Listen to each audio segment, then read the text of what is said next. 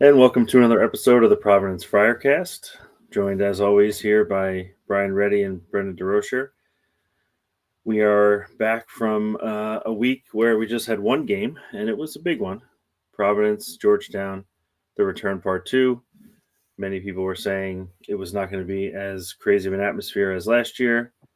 I think that's debatable. There were some crazy things that occurred, so maybe similarly crazy. But either way, a game that was much talked about, and everyone was, I think, on the edge of their seat.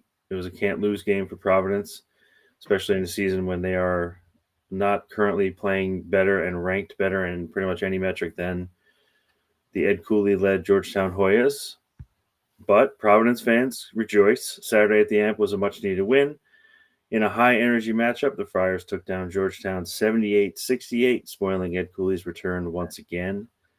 While the Hoyas, Micah Peavy and Thomas Sorber, who will be in the NBA next year, I have a $100 bet on that, put on a show combining for 52 points. Providence countered with a true team effort. All 9 Friars who saw the floor scored. 9 dudes in this case. With standout performances from Bensley Joseph, Jaden Pierre, and Jabri Abdur-Rahim, whose clutch threes and fouled 3 attempts helped seal the deal for Providence. Friars also dominated the glass, outscored Georgetown 26-0 in bench points, and I would say, generally speaking, locked down defensively when it mattered. Friars are now 4-0 against the Hoyas over the last 2 seasons. For no apparent reason, I picked those 2 seasons. And they have a chance to reach 500 in Big East play on Tuesday at Seton Hall. I think the other interesting thing to just start before we get into it is Corey Floyd. We'll talk about it probably a little more, but I just wanted to give him a little flowers at the top here because he didn't make it into the intro, but I think on the whole, if you look at his line, it actually probably looked better in the end than it looked with a few minutes to go. But he was just all over the floor, made winning play after winning play, and just had great toughness. Obviously, the dunks are always energizing, and that video everyone saw after they panned to the crowd and the beers were being thrown, and everyone's saying, "Look, this is 2022 all over again. This is the craziness that everyone's expecting from when you go to the Amica Mutual Pavilion." That was after a Corey Floyd dunk from a Bensley Joseph pass. So I just wanted to also mention Corey Floyd. And since I started with Corey Floyd there, I'll go to Brian because he is the captain of the Corey Floyd fan club. I was going to take care of it if you didn't, so don't worry about that. It was a joy to be at the game live.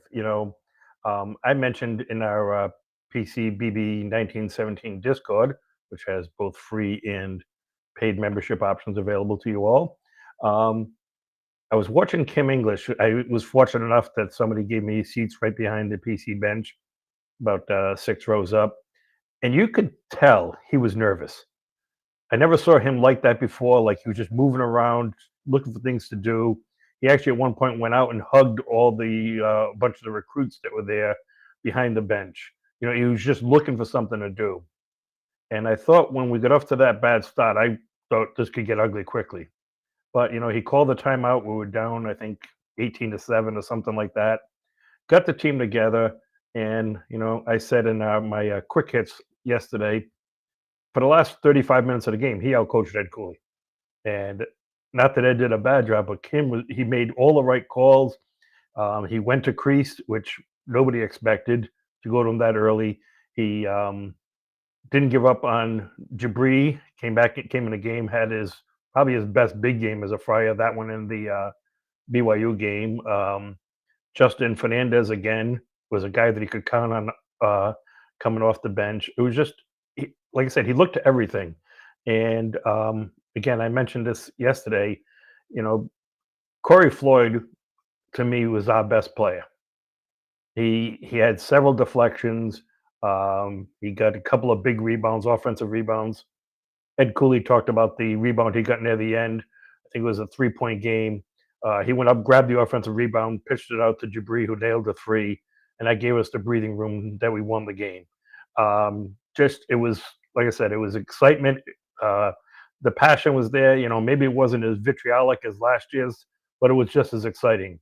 It was closer to the Creighton game we had a couple of years ago when we clinched the Big East championship. It was almost like a party atmosphere. Everybody was pumped up. Everybody was enjoying it. Everybody was ready to see the Friars come up with a big win.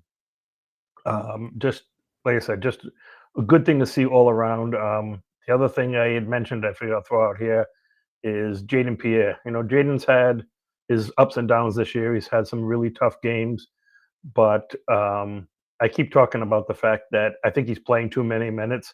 And in the second half, he really looked gassed Saturday. You could see him dragging on the floor. There were times he was tugging on his shorts during free throws and everything. But what he did differently this time is he was able to pace himself on offense. Benzie Joseph took over the lead there. Then they had, Jabri, Corey, everybody who just was attacking the glass, going for the mid-range game, opening things up. And he went out there and played defense. And, we talked about this at the beginning of the season, and even in my preview that I wrote for PCBB1917.com. I'm getting all the plugs in for Mike. This was a team that wasn't going to push him around. Malik Mack isn't going to push him around. Jaden Epps didn't. And he took full advantage of that Saturday with his defense. Just an excellent job. The last point I want to make is, again, Chris DeSandico is taking more grief than anybody, including Jaden Pierre and King English and everyone else.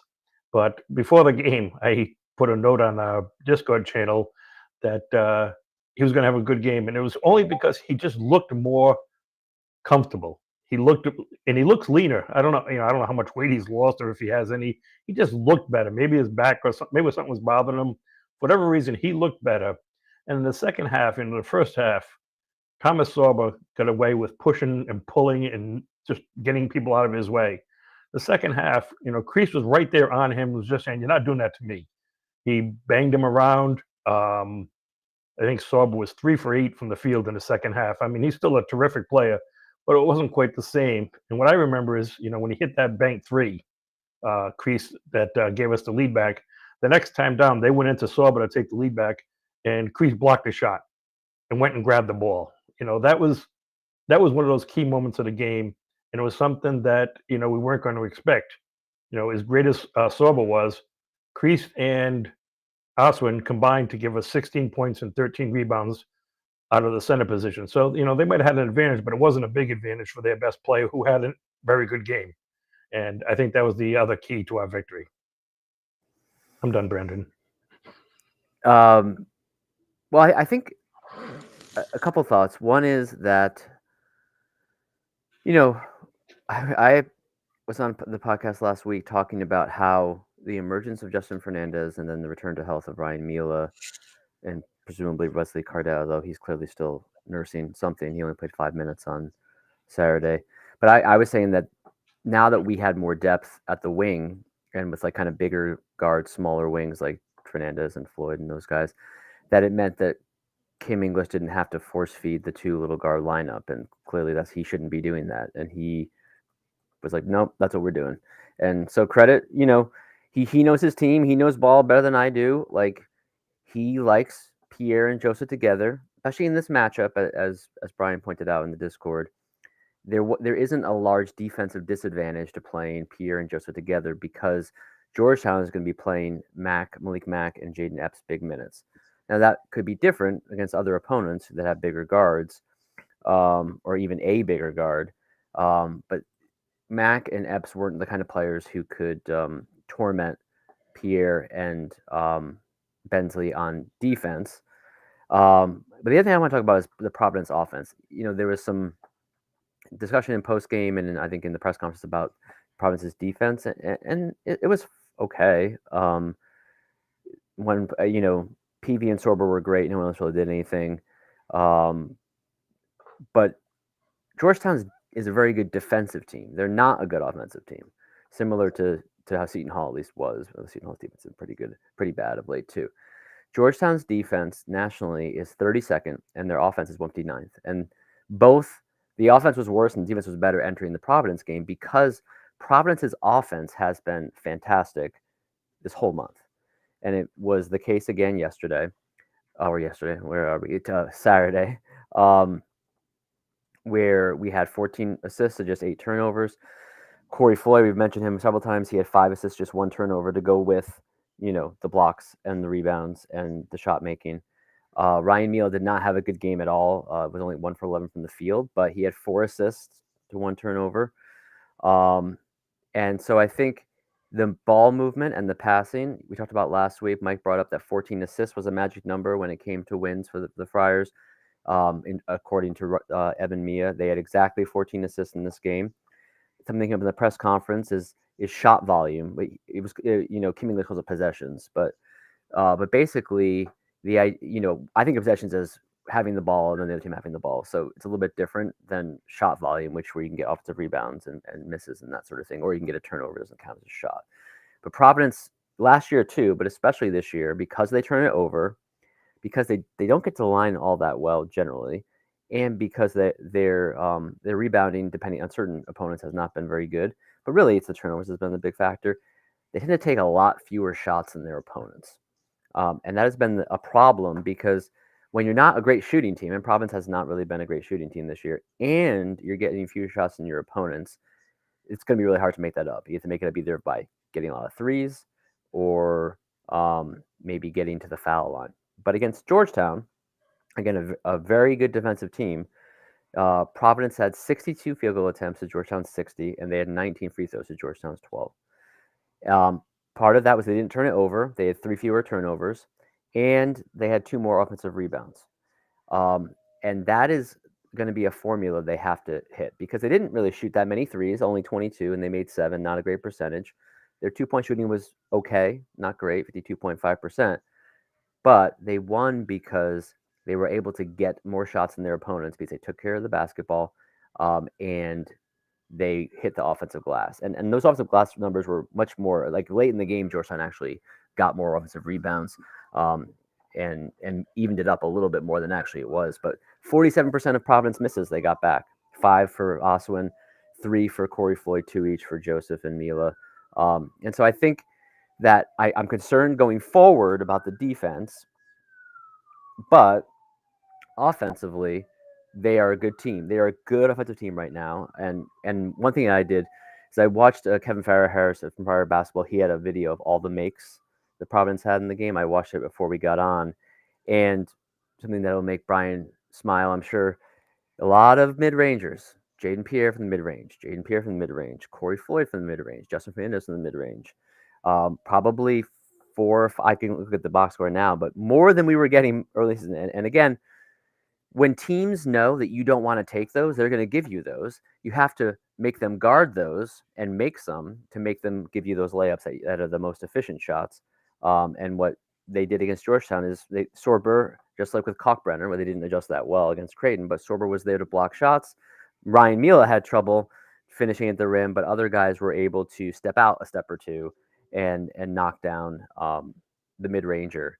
They were, for the game, 5 for 9 on mid-range shots, which is a really good percentage. It's still 15 fewer mid-range shots than Georgetown took, because PV took 12 by himself.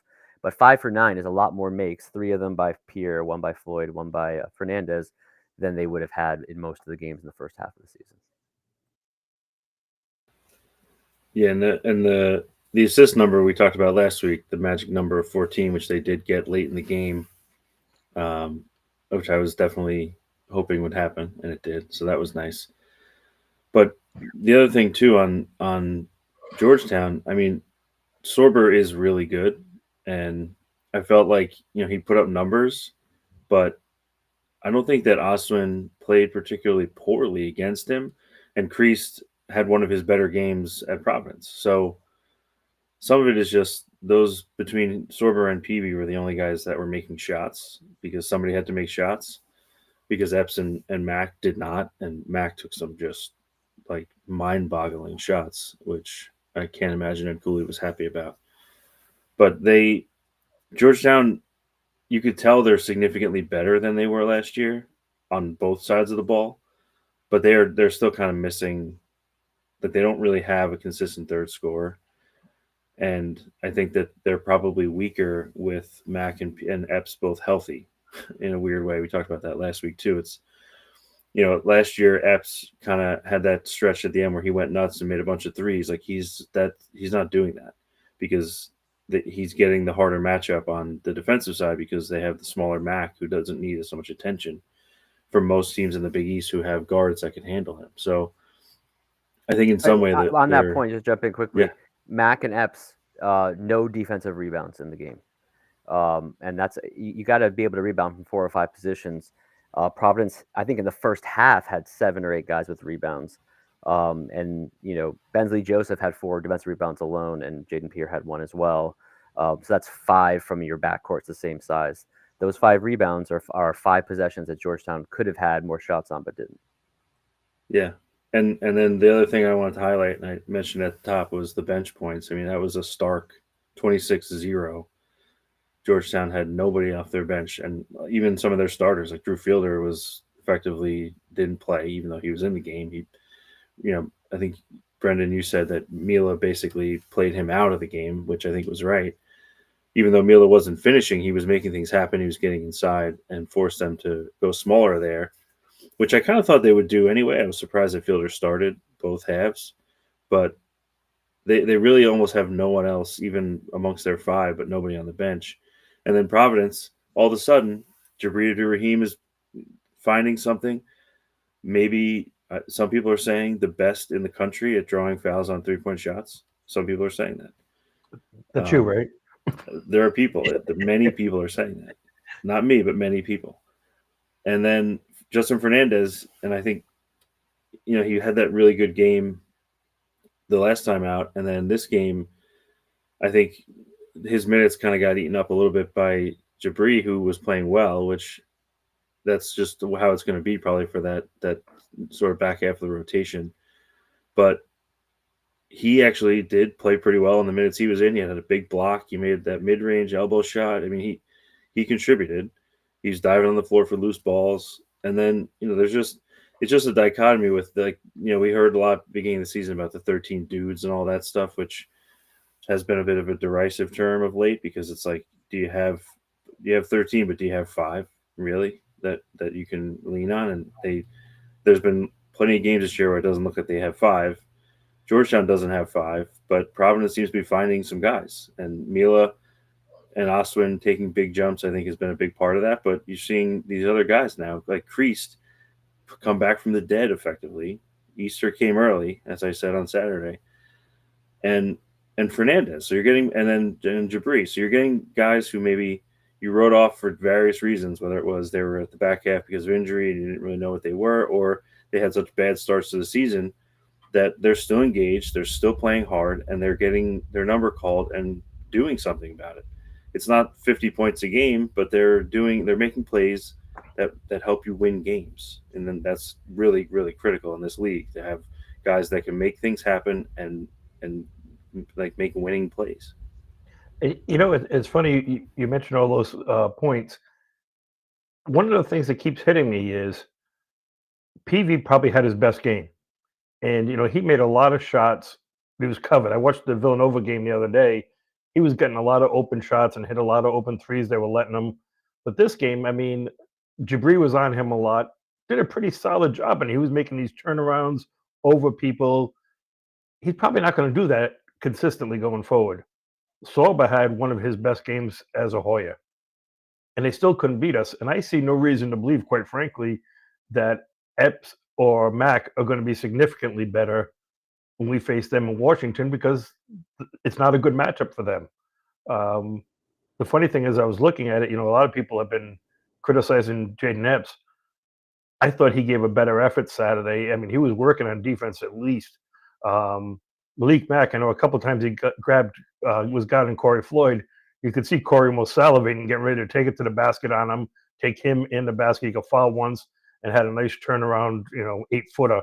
Sorba tried to come too late, couldn't get to it. And the funny thing is, 2 of their best games of the year that they played was when they beat Seton Hall. They were up big until Epps got hurt, and when they blew out Creighton, when Mac didn't play in either of those games. I don't think he fits as well with their roster as they expected.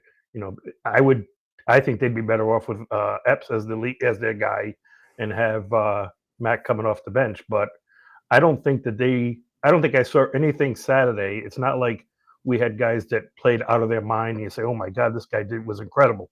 I mean, unless you want to say that Jabri got fouled twice on 3-pointers, but we played a solid game, not an A game. They had their two best players give A or A plus games, and we still won by double digits. And what I think is, looking at it, so the first half, mostly it seemed like PV was guarding Bensley. And he was doing a good job against Bensley. They had Fielder guarding Mila, and they had Malik Mack guarding Pierre. And they had Epps, or Malik Mack or Epps guarding Pierre. I think they had Epps on Pierre a lot, and then Malik Mack actually on Floyd. And then in the second half, after Pierre had that big first half, they had PV guarding Pierre, and he did a great job. And as you mentioned, basically they stopped having Pierre actually take the ball up because PV was all over him, and he's like an incredible get for cooling the portal.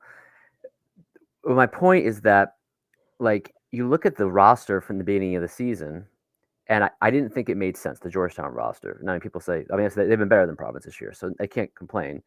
They had a bunch of centers, they had two little guards, and they had like a one wing in Micah Peavy. And as it turns out, as long as you have one of the best two-way wings in the league, and maybe one of the best, not the best center in the league, who are also a two-way player. We saw Sorber's defense. That might be enough when Ed Cooley's your coach and you just have other guys around them. He's gotten Epps to play really hard on defense, but when you play them, you see they don't really have a lot of answers. Even defensively, where they're ranked well, they really have two superb defensive players, and then unless they play the Williamses, the other guys are just not quite as good defensively. Epps is okay. Fielder's not great, which is why he came out for Williams, and Mack is not good at all.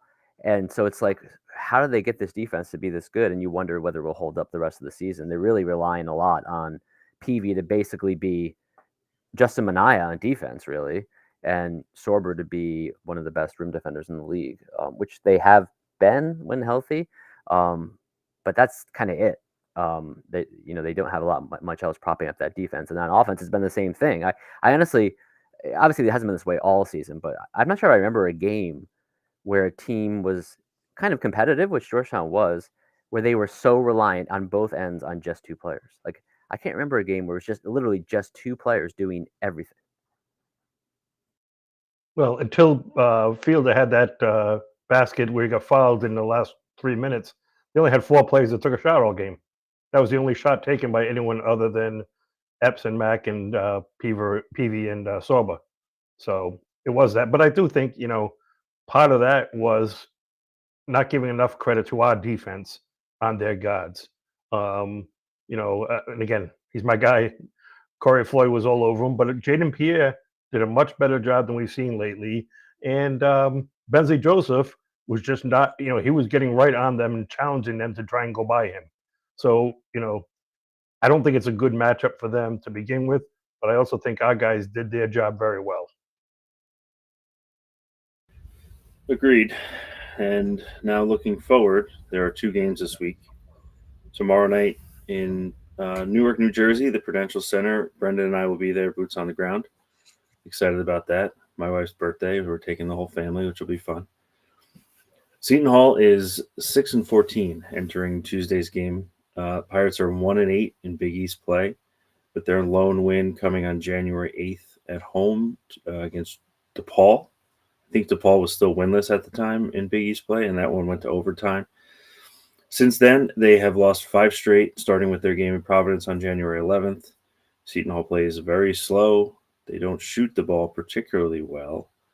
They do turn it over, and they've been dealing with some injuries to key players, especially lately. Isaiah Coleman and Chauncey Jenkins both missed their last game. After the game, Shaheen Holloway said he was not sure when either one of them would be back, although today Adam Zagoria reported per a source to him, which who knows if that's a real person, that Coleman's expected to be back in action Tuesday against the Friars.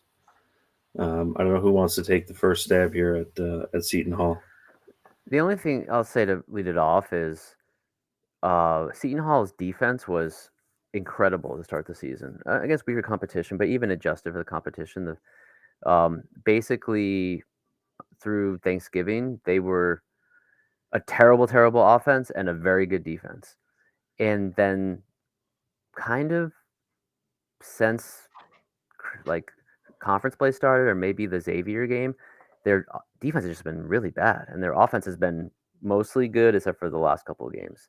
Part of that might be injuries. I don't know what else it might be. Part of it, but I sorted the data, as people know how to do at barttorvik.com for just this month, January 1st. Most teams have played 6 or 7 games in that stretch. Just Big East teams. Seton Hall's adjusted efficiency ranking is 211th in the country, 147th on offense, and 267th on defense. And for a team with this little offensive talent to be 267th on defense is really troubling. And so I think that is, the concerning part, because that's what you thought this team would at least be under Shaheen Holloway. They would fight hard. They'd be like middle of the pack or better on defense. Maybe they can't score and it'd be rock fights. But, they allowed 91 points to Providence, 82 to Butler, 79 to St. John's, 76 to Marquette, 79 to Creighton. And even in the win against DePaul, they allowed 80 points in overtime. And prior to that, 94 to Xavier. So I do wonder what's going on there on the defensive end. They've let up some really gaudy shooting numbers, better than 60% shooting, effective field goal shooting, 1, 2, 3, 4, 5, 6 games since December 14th against Rutgers. This team already came in the season maybe the least talented in the conference, it seemed. DePaul and Seton Hall are clearly moving to the bottom of the league. Even Butler has separated themselves a bit from them. And it's certainly an opportunity. It's a kind of a game, not that you have to win in the same way they have to beat Ed Cooley at home, but if you're going to get to, the 5-6-ish seed area, which I think should still be a goal for Providence, get out of Wednesday, get to Thursday, still possible. I think it has to be a win at Seton Hall. Yeah, this is a game, quite frankly, there's no excuses not to win it. I watched the Creighton game, and they were competitive for a little while. I think it was a 4-point game and a half, and then Creighton went on like a 20-4 run or something to start early in the second half, and they couldn't match it. The funny thing is, our old friend Gawe Dual has played his best ball probably the last 4 or 5 games. He had, I think, 10 points in one game. I don't know, it was that game or the one before. He had 6 steals. But it just seems like it's just going to be too much for them. They don't even look like they're competing the same way. It's like once they hang around until the team goes on a run, and then it seems like they pack it in for the day, which is kind of surprising with Shaheen Holloway, his team. But it happened again Saturday. It's happened probably 4 times, basically since the Providence game. That was the last game that they put forth a strong effort throughout the game. Since then, they're kind of getting bopped down a little. And like I said, once they take that punch, it's like they're just saying, okay, that's enough. Let's try it again next time. Yeah, and we have a head-to-head matchup to look at in this particular case. Although that game, probably not going to be. I would imagine the pace will be a little bit different. You'd have to expect, given particularly how Seton Hall has played of late. But 91-85 last time out, and you had Isaiah Coleman go for 26, Prince Aligbe had 19, Chance Jenkins had 17, Seton Hall had 16 offensive rebounds in that game against just 9 for Providence. So there was some areas that I think that probably will not be the same this time. Coleman, who I mentioned, Zagoria said is going to probably play, although who knows if he's still questionable.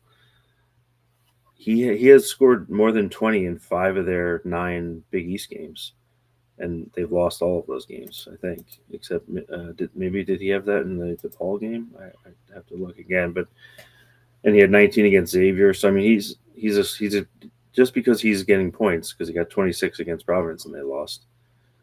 He's shooting mostly there's a lot of twos, generally speaking, and let's see, was it in DePaul? He had 24 points against DePaul, 4 or 7 from 3, 8 of 8 at the line. He does get to the line a lot.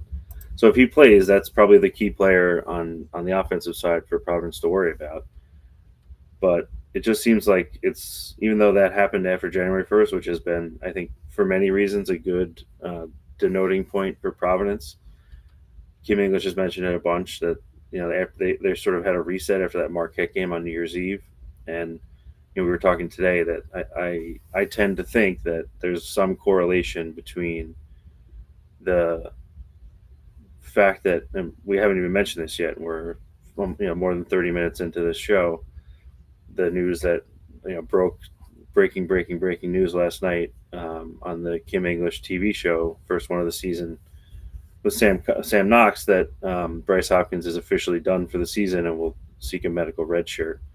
I think everybody's sort of known that for almost a month, if not maybe more, if you were a pessimist.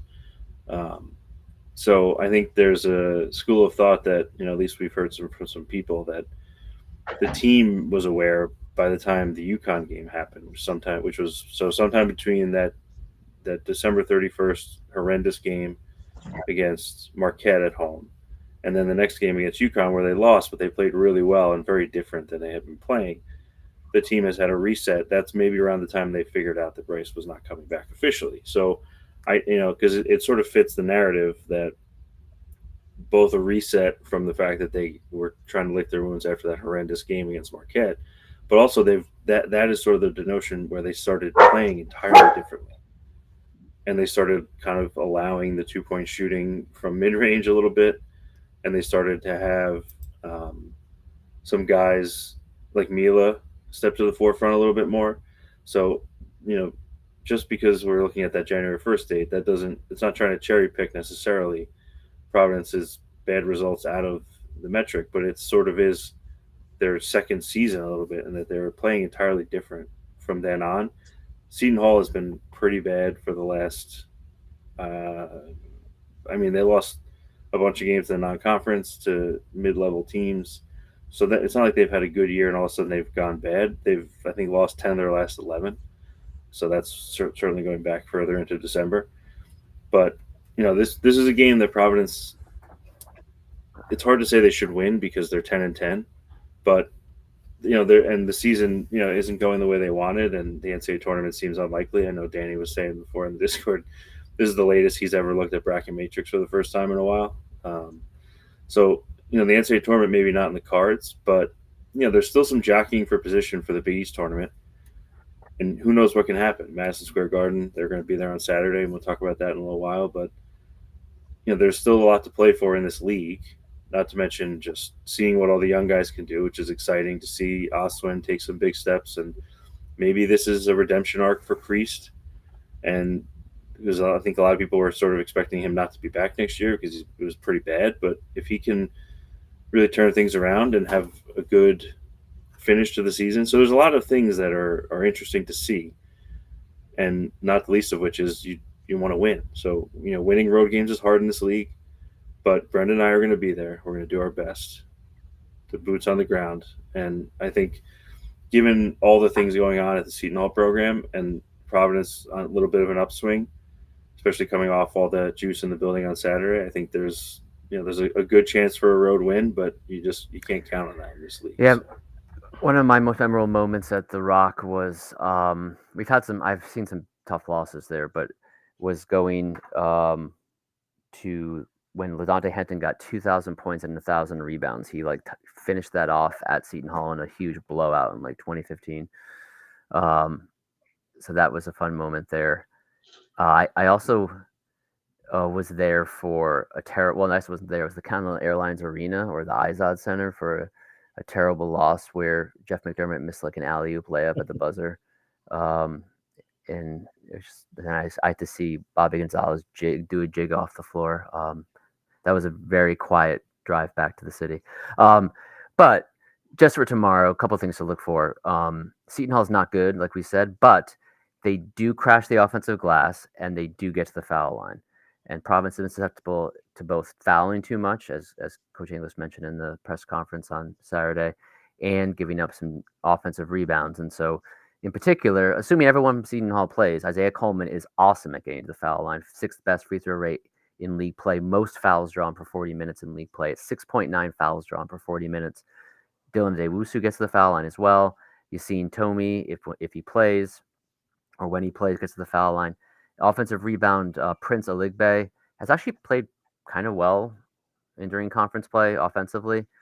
Maybe part of why their defense has dropped off because he's not a very good defensive player, but he's a good offensive rebounder. And so is Isaiah Coleman. He's 10th in the Big East in offensive rebounding rate for the season, for the conference play. So if you can take care of your defensive glass, if you can avoid getting guys in the foul line, I think that means, if you recall, last year's game against Seton Hall was one of the most physical games at Seton Hall that I can't remember. They were just like pounding each other. Providence still pulled it out. They came back and they won.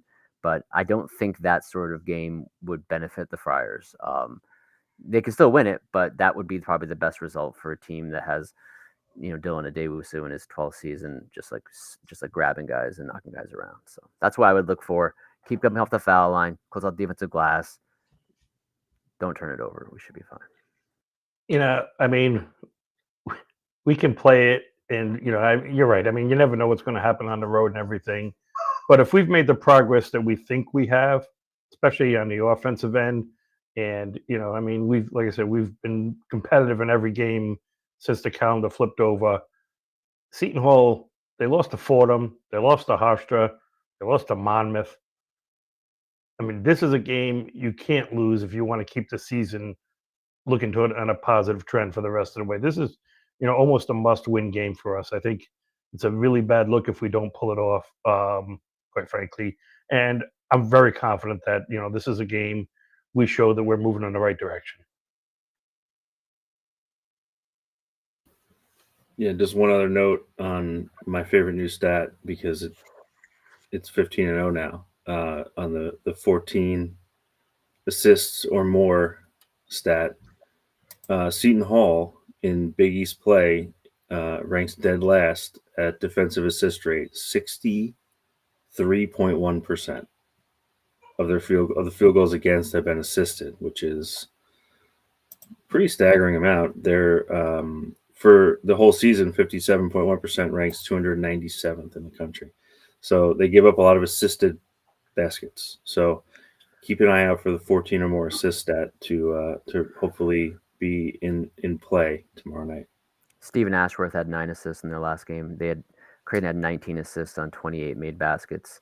And in their previous game, Marquette had 14 assists against Seton Hall. Even St. John's, not maybe the best passing team, had 16 assists and 16 turnovers while winning by 28. So basically, if we get 14 assists and John Fanta does the game, we can beat anybody in the country. Bet the mortgage if those conditions are met.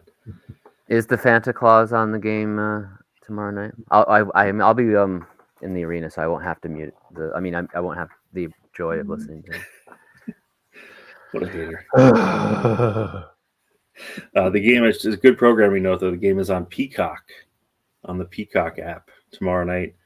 Noah Eagle and I want to say Tariq Turner. Do I have that right? Yeah. I think that's right. That is right. That's a pretty good crew. Noah Eagle. Yeah. I like Tariq too. He's solid. He knows ball.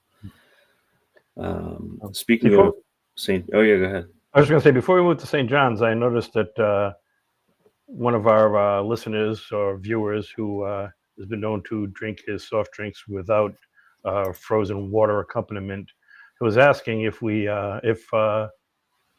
Rich Barron is out of the rotation now. Do we think he wasn't playing because of his concussion repair, or is it just that there's only so many minutes and so many spots available, and Justin Fernandez has kind of earned it right now? I think both. Even before, well, I guess it's not true. The 3 games before Rich Barron left, he didn't play at all. He played 17, 24, and 19 minutes. But you can see that once he went out of the lineup, that was more minutes for Ryan Mila and more minutes for Jabari. And then it became more minutes for Justin Fernandez when Ryan and Wes were out.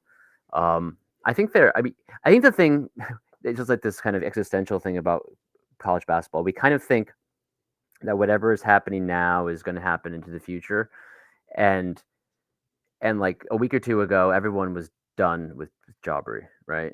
And even after the last games against Villanova and Creighton, a lot of people were done with Jaden Pierre. And a lot of people like myself have crowned Ryan Mila the next best thing, and he has struggled in aspects of his offense the last few years. Things change very quickly, and I think they can change again. And you got to be ready, just like Justin Hernandez was. Justin Hernandez, prior to the game where he played 27 minutes against Villanova, he had had 1, 2, 3, 4, 5, 6 DNPs starting with the Indiana game, and hadn't played more than 7 minutes except for the previous game against Creighton. So he played well, and now he's in the rotation. Like, there's only so many spots. I do think 9 is the right number, but the reason you have 13 dudes, I know the much mocked 13 dudes, is you only need 8 or 9 in a given night. You might even only need 7. And if you have 13, even with some injuries, even with guys not playing well, you can usually count to 7 or 8. And so I think that's the advantage. Is like last year, right? They had the advantage of having Devin and Josh Oduro, but when guys got hurt or when guys weren't playing well, they just had the guys they had. They didn't have anyone else. So if it was a bad Jaden Pierre night last year when he wasn't as integral to the lineup, or if it was a bad Ticket Gaines night, or if guys got in foul trouble, like there was nothing really to help out on the bench. And I think that's the benefit of this year. It's like, well, what if someone's out with injury or illness in the next game? What if someone gets hurt for a game or two? Well, Rich Barron's right there, and he might get a shot, and he might knock some down. So I think right now it looks like he's probably the 10th guy, but it doesn't mean he won't play some minutes given the right spot and take advantage of it. Yeah, I mean, you could see, Jabri or Fernandez don't play well or do something to piss off Kim, and then Barron's in the game and then makes a shot, and then who knows? Maybe he's the next guy who's appearing out of nowhere, getting 6 points off the bench. That are really. I mean, Kim trusts him, right? Because he played him like the DePaul game, for instance, where it seemed like Ryan Mila was playing well in his limited minutes. He went with Rich late in the game. I think 1 for his floor stretching ability in that game because Jaubrey was playing very poorly, and 2 because he trusted Rich Barron and his defense over a freshman playing his first road Big East game.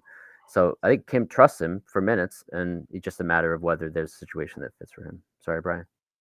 No, I was just going to say, I do think, though, at this point, it's kind of hard, like you're saying, not to play Justin, at least at the start. And if he's not doing it, you have Barron in reserve. But I do think, we also could have, maybe Wesley Cadet is feeling a little better tomorrow.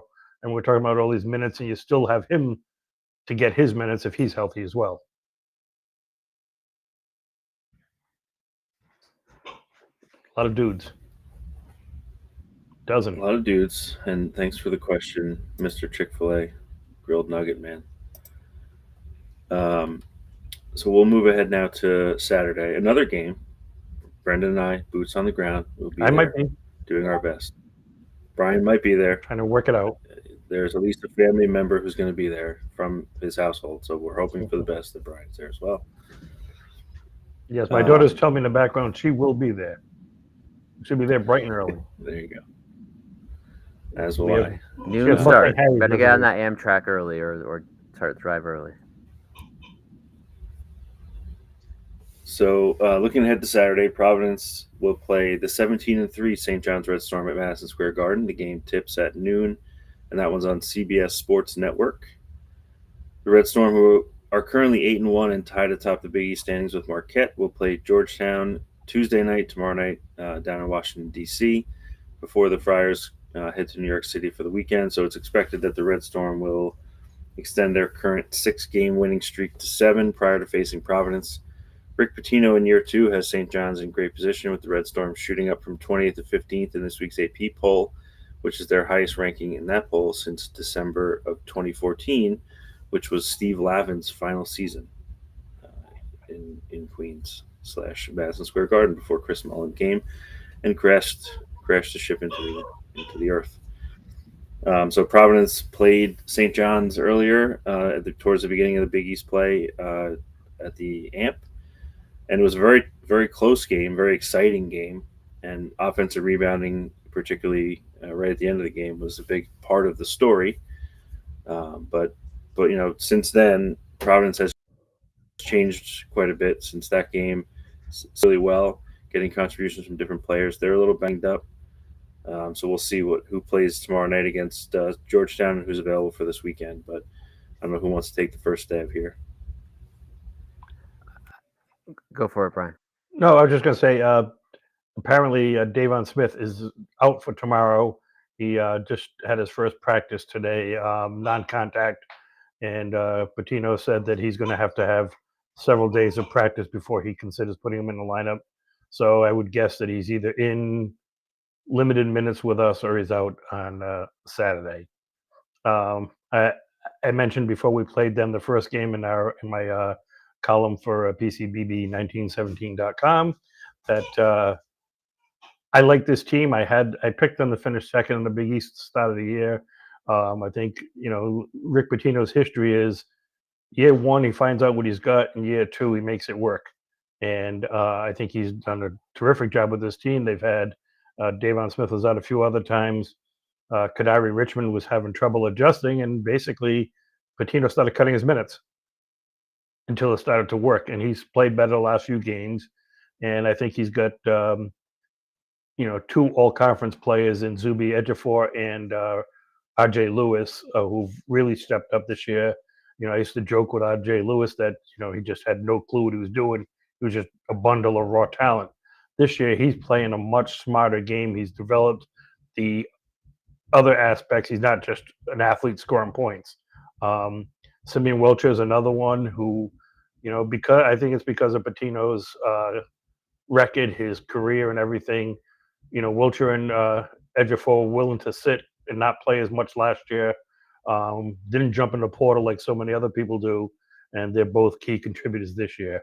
The one thing that they don't have is great shooting. If a couple of their guys start developing a three-point shot, Aaron Scott looked like he was doing in the beginning of the year. He's had a good career shooting. I think he's 38% for his career, but he's really struggled this year. And I saw an article that was written in the New York Post where Scott just said, "Hey, Coach Pitino told me, keep shooting. If it's not going in, find other ways to help the team." And he's tightened up his defense. He's diving after loose balls. He's got a few rebounds, just doing a little bit of everything. So I think this is a classic Pitino team in year two. And I suspect that they'll get a little better at their shooting before we get to March, but hopefully not on Saturday. I think it's a game that we can match up decently with, especially if Kreist is, playing the way he did last week, because he's probably a more physical matchup against, Zuby's a big, strong kid. I think it would really help us to have him in there. And if we can do that, then I think we can be competitive with them. Yeah, it's interesting. This St. John's team is like Team Chaos. They play super fast. They don't really shoot. They're dead last in effective field goal percentage in the Big East play. They're dead last in three-point percentage. They're dead last in percentage of three-pointers that they're attempting. It's not like they're taking a bunch of missing us. They're not really taking any. But they're also first in the Big East in defense, fifth in the nation in adjusted defense, first in two-point field goal defense, first in effective field goal defense, second in turnovers forced. When they have four guys who block shots consistently, then it doesn't even include RJ Lewis, who's a kind of a defensive freak and gets a lot of steals. Kadari Richmond, Zuby Ejiofor, Simeon Welcher, and Aaron Scott are four of the top 20 in the Big East in block rate. And Richmond and Davon Smith and Scott are all top 10, including Richmond and Smith second and third in steal rate. Without Smith, this does become a quite thin team. It basically is a 5-player team at that point. Lewis, Richmond, Ejiofor, Welcher, and Scott. They played a lot of Ruben Prey off the bench. He's a pretty good shot blocker, defender. He's kind of a non-factor on offense. He's a guy that came from Spain, or he's Portuguese, but I think he was playing in Spain last year. And then after that, Jaden Glover was a big-time recruit, but he's been kind of okay, but he hasn't really played that much. And so without Smith, it's basically they're going to play 5 guys a lot of minutes. In the game against Xavier, they won in overtime. they played their 5 starters all a minimum of 33 minutes. That was Scott with 33. Wilcher played 39. Richmond played 44 of 45 minutes. Lewis played 37, and Etcheverry played 39. Defensively, you wonder whether they can play that way for 40 minutes. They guess they can. They're not laterally challenged or whatever it is. Like they were last year. On offense, if you look at the same breakdown that I was talking about before, since January 1st, offensively, St. John's is 158th in the nation. Defensively, they're second. And Providence is 22nd on offense, and defensively, we're 211th.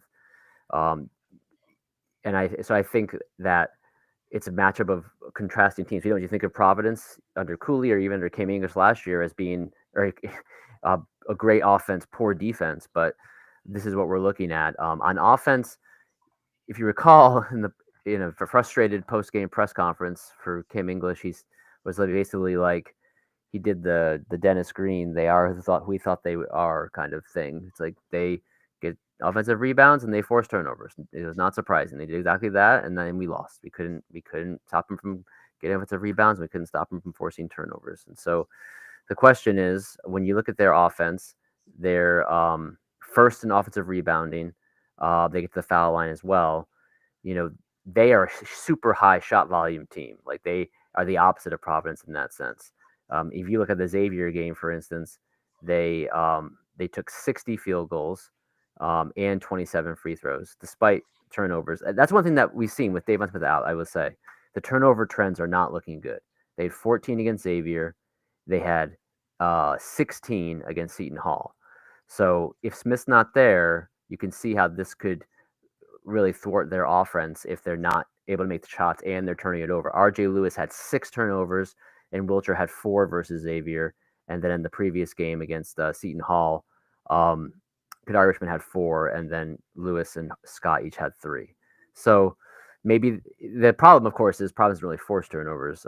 Georgetown's kind of a high turnover team, but Providence actually did force them into some turnovers. So maybe with like Floyd and Mila and Joseph and even Oswin, they have some guys who have kind of the ability to get in the passing lanes a bit more now than they did earlier in the season. So, it's going to be interesting. I do think Smith is a much bigger factor because, again, like he's their one guy who's actually shot the ball well from 3 this year. He shot the ball well for the first kind of time in his career last year at Utah on kind of low attempts. And then this year, it's still not high attempts. It's about 3 a game, but he's 39%. And so when you're at 39% on a team where no one else is shooting very well, that's a big deal. One last thing is Brady Dunlap. I don't know what his status is. He was is a shooter. He's 37% in the season. He's a bench piece, and if he were healthy, he'd be playing real minutes right now. He was not playing a huge number of minutes before, but he hurt his hip about 5-6 weeks ago, and at least the story at the time says he was going to be out for 4 to 6 weeks. So I don't know if there's any reports of him coming back, but on a team that really only has 5 guys right now, the status of Davon Smith and Brady Dunlap will be pretty big heading into Saturday. I think I heard somewhere that they don't expect him back this year. He's going to try and get back getting closer to March, but realistically, he's probably done for the year. Gotcha. Okay. No Dunlap, but then we wait on Davon Smith.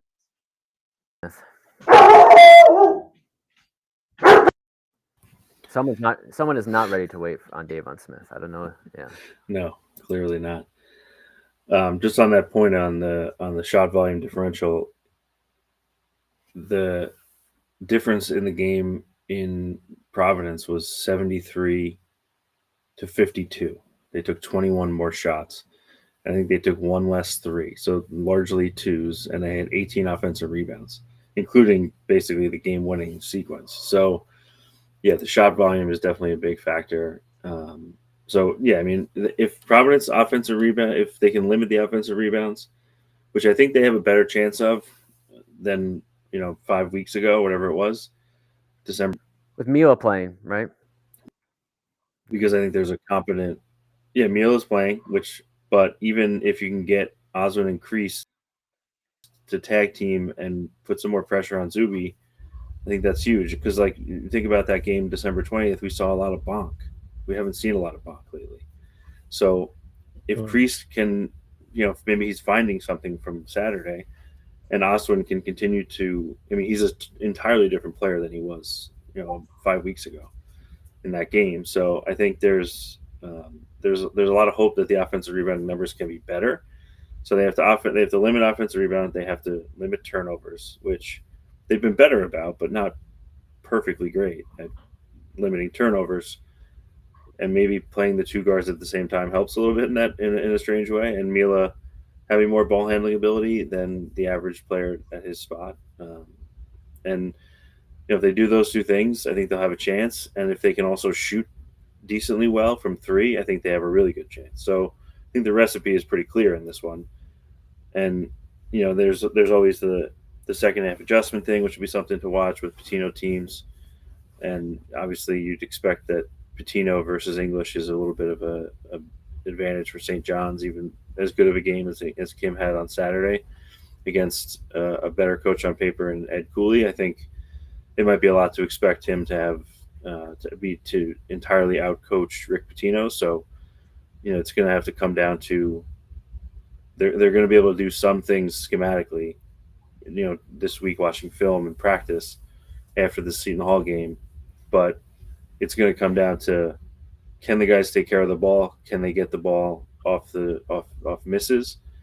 And is this a game where you finally see a little bit of a breakout from three, which they haven't really had in any consistency in this January 1st, post January 1st sort of thing? They've had some, good game here and there, but they haven't consistently been shooting as many threes, and they haven't been consistently making as many threes.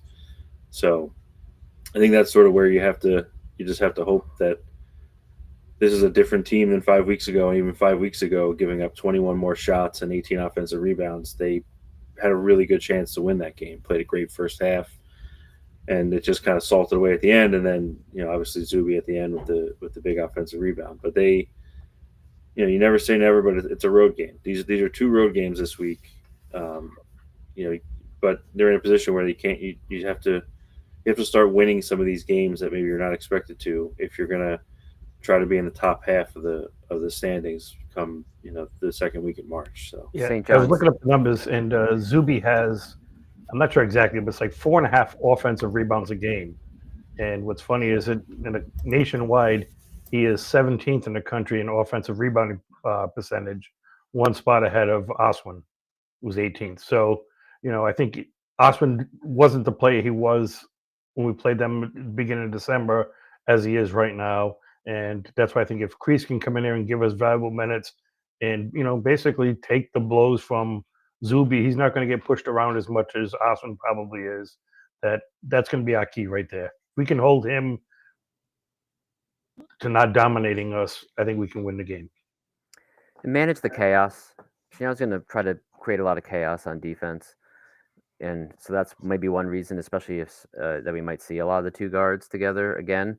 But you could imagine that Madison Square Garden might be pretty amped up Saturday, national television. St. John's this month, 363rd of 364 teams in 3-point percentage, by the way, 22.6%, while they've only taken 29% of their shots from 3. So that's how bad it's been. Like, you hope it doesn't get healthy on Saturday, but 22.6% over 6 games since the year turned. Providence, you mentioned their 3-point shooting, 36.4%, which is kind of okay. It's fine, maybe a little bit above average. But their rates have gone way down. They're only 197th in the country at 3-point rate in that time, which, they were top 50 in the country most of the season. So they've really leaned into offensive rebounds and not turning it over. Top 50 in the country in fewest turnovers, top 60 in the country in most offensive rebounds this month. It's a whole different team. Yep. And the defense has been bad too. So. Can't argue with that one. Frank had a nice comment there. She wanted to do some live video, but Well, everyone can't be a star in that house. doesn't everyone? Yeah. So two interesting games, two games in New York metro area. So I'm excited to be able to go to both of them. And, we'll have a recap of those on our next show on Monday. We are going to have a special report here from the Portal Committee. And I have a graphic we can all gander at while Brian goes through some of the numbers, just for a little more detail on the Portal Committee. If you haven't seen, we've done this before. It's a very official thing, extremely official. Kim doesn't know about it, but it's very official. And Brian is the chairman of the Portal Committee. It's basically a channel in the recruiting section of the Discord. We also, thanks to Jack, suggested we have an evergreen list. So I also have underneath our recruiting targets forum, there's a list of Brian's current list of the official Portal Committee, which is a pretty voluminous list at this point. So we'll try to highlight 4 guys right now, and I'll let Brian take it over. But there's, if anyone's interested, this is sort of the stuff that I think the Discord is really great at. It's the recruiting stuff. I know Kevin Jones does a lot of great stuff, particularly with the high school recruiting. So we have basically like a database of, for lack of a better term, no one else uses database, I don't think. I'm pretty sure that's evergreen to us. But it's right now we have a pretty good list broken out by shooters, big men, and point guards. Point guards, only 2 guys on there right now. We're going to talk about one of them. So let me turn it over to Brian, and I'll get the graphics. Yeah, we mentioned this before. Basically what we've been trying to do is make ourselves feel like we know what we're talking about, number one, but trying to identify players that fit a need for the team, that are likely to actually be in the portal based on what you read anywhere, common sense, etc. And also trying to identify guys that might be interested in coming to Providence. We could put, the top 10 players in the country, we could put on there, but it doesn't make sense. So the 4 guys that are highlighted here, and I think our list has about 30 guys right now. Reed Bailey from Davidson. We have one of the members of our group who somehow thinks he's the greatest player in the history of mankind, and he's probably slightly off, but he's a very good player. If anybody hasn't seen him for Davidson, they could go back to the game that they played against us in the Bahamas, and it'd probably make you sick. But really nice player. To me, I could see him playing in the role that a lot of people thought for Bryce Hopkins this year had he been healthy. If Bryce moves on, he's the kind of guy. He doesn't look like him. He's taller, he's leaner, but he can handle the ball well. He can drive. He has that quick pull up. He takes it to the basket, uses his body to draw contact and get shots. I think he's an 80% foul shooter. He doesn't take a lot of threes, but he hits a high percentage of them when he does. He really knows how to utilize his body, and he's a player that I think his game translates moving up to the next level. One of the things we look for, we're trying to figure out who can do what there. There's a bit of a crapshoot to all of these guys, but shooting tends to travel, and guys who can handle the ball, and he plays in the A10. It's not like he's playing in one of the the Northeast Conference. So he's going up against good competition. He's matched up pretty well this year. Bobby Durkin, who's his teammate, not on this list, but he's also in our grouping, is another guy. They just fit very well. Another big man that we looked at was Christoph Tilley, who's playing for our old friend who shares a birthday with me, Herb Sendek, out in Santa Clara. Herb does a terrific job at developing his players. That's why he's got a number of players that make it to the NBA, even from Santa Clara. Christoph Tilley's from Germany originally. He's nice moves around the basket. He's got a little bit of range. He likes to take that 10 or 12 footer. I think he's shooting 36% on limited 3-point attempts. Probably fits the role that we had envisioned for Krista Sandico this year. Just like I said, he does a little bit of everything. He's not a great shot blocker, but he can do that occasionally. And he's a very good denied defender on defense.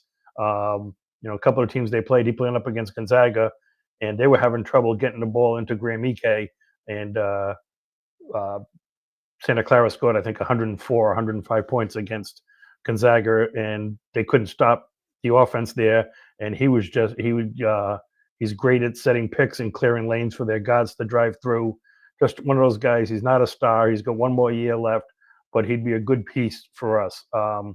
Assuming we have Osman back, who's going to be our main big guy. You're trying to find somebody who's going to complement him. You're not going to get somebody who's coming in looking for 30 minutes a game with him on the roster. The other two guys on our list are Blake Hop is kind of a combo point guard. I noticed him originally. He's playing at Howard, but he's from Baltimore or outside of Baltimore. Or maybe he has a tie to Kim English. He played at a couple of good prep schools. Didn't even start. Didn't get a lot of attention. He's coming there, and he's averaging like 18 points, 6 rebounds a game. He can do a little bit of everything, and he's a terrific defender. He's only a freshman. The word out of the area is that he's definitely heading into the portal. I suspect he's going to get some good offers, but he's the kind of guy that, not just because he's from Baltimore, but the way he plays, he's a Kim English type of player. Think of Ryan Mila, but probably a little quicker than Ryan, but that similar type of player. He gets a lot of the rebounds. He hits the boards and just takes off going from end to end. I think he's somebody that would fit us very well. The last guy listed here, some of us maybe remember from Georgetown last year, Rowan Brumbaugh. It's funny that I put him here because he's now at Tulane. When he went to Georgetown, I was down on him. I couldn't figure out why. He was at Texas the year before. They redshirted him, even though they had an Elite Eight team, and they could have used another point guard for like 5 or 10 minutes a game, and they chose to leave the red shirt on him all year. Then he left. But I was impressed with him last year there. He averaged, I think, 7 points and 3.5 rebounds at Georgetown. He wasn't afraid of any competition. I watched, he wasn't the greatest defender, but I remember the game against Providence. He was going right up against Devin Carter, and Devin eventually started beating him up physically, on the court with his moves, but he never once backed down. And I think that that's the kind of guy that's someone who'll fit in here. He's a good ball handler. He doesn't make a lot of mistakes. He doesn't throw the ball around. He can hit the three-pointer. I think he's shooting around 36%, if I'm not mistaken, this year. Again, he's playing at Tulane, decent competition. So I think he would be another guy that, if he's willing to come in here and look for 15, 20 minutes a game max, and then have another year the following year to come in and play a little more, I think he would fit in very well for us. I'm just looking at the numbers as I'm talking here. He's at 36. He was 37% last year from three. This year he's got a 2.5 to 1 assist to turnover ratio. Again, if he's willing to accept the role, he's somebody that you could get probably at a reasonable NIL number to fit our team. So those are the 4 guys that Mike gave me. But like I said, we've got, I think 30 on the list. We've been moving guys in and out depending on, sometimes we hear a guy is in the portal. Sometimes we hear a guy is definitely staying or going to the NBA. So we try to update it. I try to update it at least once a week. And as we get closer to March, it'll probably be every couple of days. And looking at Rowan Brumbaugh and Ken Palm's player comp list, some really interesting names. Some you may remember, kind of the big guards who can also shoot and kind of get to the line a little bit as well. But are really true point guards. Troy Copain from Cincinnati is on there. John Elmore, you remember, from Marshall. Melo Trimble was, an all-league player at Maryland. Colin Gillespie is actually on here too, which everyone remembers from Villanova. Not saying these are exactly the same player, but kind of bigger guards who can play the point and can hit shots and get to the foul line. So yeah, impressive third season in college, second after the red shirt. From the original, I think, Northwestern commit, Rowan Brumbaugh, who then decommitted and then committed to Texas, didn't play, and then he's made his way to Georgetown, Tulane. He's trying to at least be committed to or go to as many highly thought of academic schools as possible. So why not make Providence the next stop? It was funny when I saw him play. Just a quick thought, because you mentioned Colin Gillespie, is he kind of reminded me of a lesser Ryan Arcidiacono, the way he plays. Not a great shooter, but you can't leave him alone because he'll hit the shots, and he doesn't make a lot of mistakes, and he's very tough defensively, willing to stick his nose in there like Ryan was, much to Chris Dunn's chagrin when they were competing against each other. Speaking of Chris Dunn, we're going to remember some guys. It's not Chris Dunn, but it is someone who played on teams that also had Chris Dunn. We're going to go back to the early days of that guy who now coaches that team in DC, Ed Cooley, and we're going to remember Josh Fortune. Josh Fortune was a shooting guard, much to his own chagrin. Apparently wanted to be a point guard, but he was a good shooting guard at Providence. Could get some steals and knock down some threes. Had kind of unlimited range on the wing and in the corner. Made a lot of big shots at Providence. Only spent 2 years with the Friars. Had maybe more good years ahead of him with the Friars, but I think he saw that. Rumor is he wanted to be a point guard, and he knew Chris Dunn was going to be on the team the next 2 years, so he transferred to Colorado. But with Providence, he was a major piece of their Big East Tournament Championship team in 2013, 2014. He came out of Keycoughton. I'm sure I pronounced that incorrectly, in Virginia. He's from Hampton. He played for Ivan Thomas, who a couple years later would find his way to Ed Cooley's staff and is now the head coach at Hampton. He made 56 three-pointers as a sophomore, 35%, and he was a pretty good two-point shooter, even though he took fewer of those, and was a guy that could get a steal as well. He was basically a full-time starter next to Bryce Cotton. If you recall, in 2012, 2013, we didn't have very many players at all because we had a lot of injuries.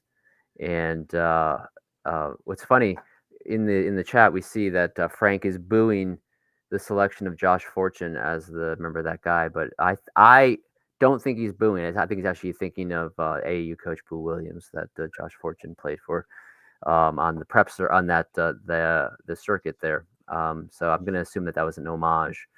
They're not booing; they're booing in this case. So he played on that team that was very thin, but was also very competitive. Basically a freshman. He started as a freshman, which of course everyone knows that Cooley thinks freshmen are gross. And then as a sophomore, he started again on a better team and played better and really grew into the role of playing 30 minutes a game a lot of the season. Went to Colorado and he was a key part of that team, but never really played more. Actually, he played fewer minutes his last 2 years at Colorado under Tad Boyle than he did in his first 2 years under Ed Cooley. So one wonders what might have been if he had stayed. Those Providence teams did end up being deeper, but he could have played on those teams. And I want to throw it to Brian to cap off the discussion of Josh Fortune, because the reason why we chose him this week is because one of his most memorable games happened at Madison Square Garden on a Thursday afternoon against St. John's in the Big East tournament, and Brian was there. Well, what do you remember about that game? Well, I remember that the year before I had taken my daughter to the Big East tournament just for the PC game when we played Cincinnati. The bus got lost on the way to Madison Square Garden. By the time we got into the arena, we were down 24-8, and that was pretty much it. So the following year, I said we're going to go there for the week and enjoy it. Of course, now the St. John games come. We were up comfortably. Everybody was happy. Bryce ended up getting 4 fouls and sat a few minutes, which for him was a lot. And he just basically Ed was trying to have him back off on defense. And they were all over him, St. John's was. And that left Josh Fortune open. I think he had 4 3-pointers, 24 points on the game.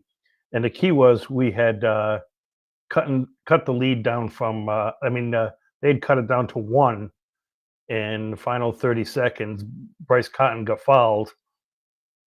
Bryce hit both free throws, and then they came down and they were going for a 3. And Josh ended up blocking the shot, grabbed the rebound, got fouled basically all in one motion, and hit the 2 free throws. And that kind of iced the game. I think, if I'm not mistaken, Carson DeRocher hit 2 more to give us the final margin of victory. So we ended up winning by 5. But in that Big East tournament, I think he had 24, 10 and 10 or something like, or 9 and 9 in the 3 games, and he played 117 minutes out of the 120 in the 3 games. I think he sat out a couple minutes in the first game and then played complete games against Seton Hall and against Creighton.